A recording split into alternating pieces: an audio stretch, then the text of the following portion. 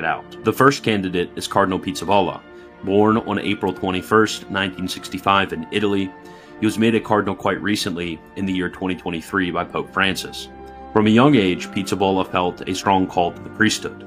At 11, he joined the minor seminary in Rimini, managed by the Franciscans, where he developed an interest in missionary work, initially aspiring to serve in China. He continued his religious education in Ferrara and entered the Order of Friars Minor in 1984. After completing his novitiate and professing his solemn vows in 1989, he was ordained a priest on September 15, 1990.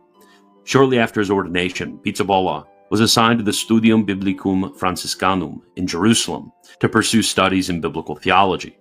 His arrival in Jerusalem coincided with the First Intifada. Despite initial cultural and linguistic challenges, he immersed himself in his studies, eventually enrolling at the Hebrew University of Jerusalem from 1995 to 1999.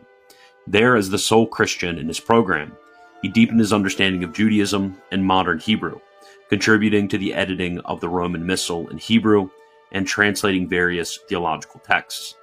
In 1999, Pizzavola formally joined the custody of the Holy Land, the Franciscan jurisdiction in the Middle East. He served as Vicar General for Hebrew-speaking Catholics and became the superior of the monastery of Saints Simeon and Anne in Jerusalem in 2001. His role involved welcoming pilgrims and fostering interreligious dialogue, particularly between Christian and Jewish communities. At the age of 39 in 2004, Pizzavola was appointed as the custody of the Holy Land, a position he held for 12 years. During his tenure, he prioritized engaging with the Jewish community and encouraged young Franciscans to learn local languages. His leadership extended to participating in significant interfaith initiatives, including organizing a 2014 meeting at the Vatican Gardens with Pope Francis, the Israeli president, a Palestinian leader, and the Ecumenical Patriarch of Constantinople. After concluding his service as Custos in 2016, Pizzavola was appointed as the Apostolic Administrator of the Latin Patriarchate of Jerusalem, later becoming the Latin Patriarch in 2020. His leadership was marked by efforts to address administrative challenges within the Patriarchate and to promote unity among the region's Christian communities. In recognition of his service, Pope Francis elevated him to the College of Cardinals on September 30th, 2023, making him the first Latin Patriarch of Jerusalem to be appointed as a cardinal.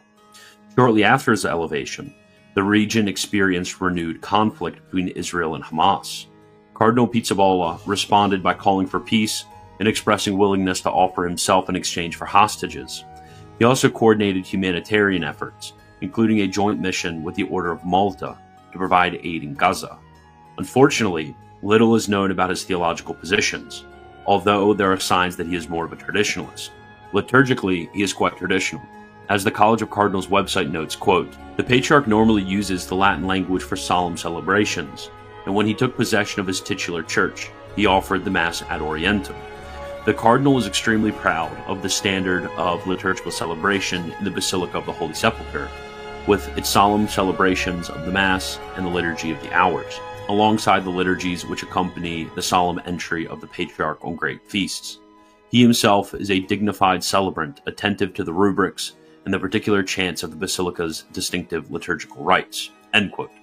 Besides this, he is always careful to make the traditional Latin Mass available to those who desire it, including a weekly celebration for Austrian pilgrims.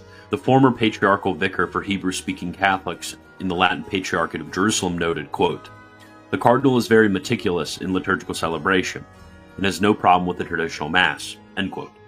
Yet his traditionalism seems more totalizing than simply favoring the TLM, including on issues like the reception of the Eucharist on the tongue, fasting, Eucharistic adoration, and the suspension of the Mass during COVID. Beside this, he has also emphasized the importance of Catholic action in politics and the continual education of adults.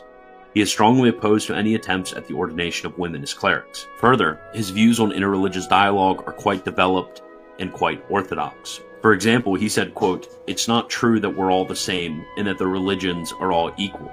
It's very true in Jerusalem, and it's something that in Jerusalem no one wants to hear." End quote. Further, he recognizes the crisis in the Church, commenting that we live in, quote, "times of great disorientation and confusion." He even felt free to critique the usefulness of the Synod on synodality. Administratively, he is quite apt, completely restructuring his patriarchate and solving many of its financial difficulties. Overall, Pizzavola seems like a great pick, somewhat of a classic Italian choice. Overall, non-controversial, yet traditional where it counts, obedient, a good administrator, and careful about his media presence. Beside all this, he is quite principled, which can be seen in his response to the conflict in Gaza.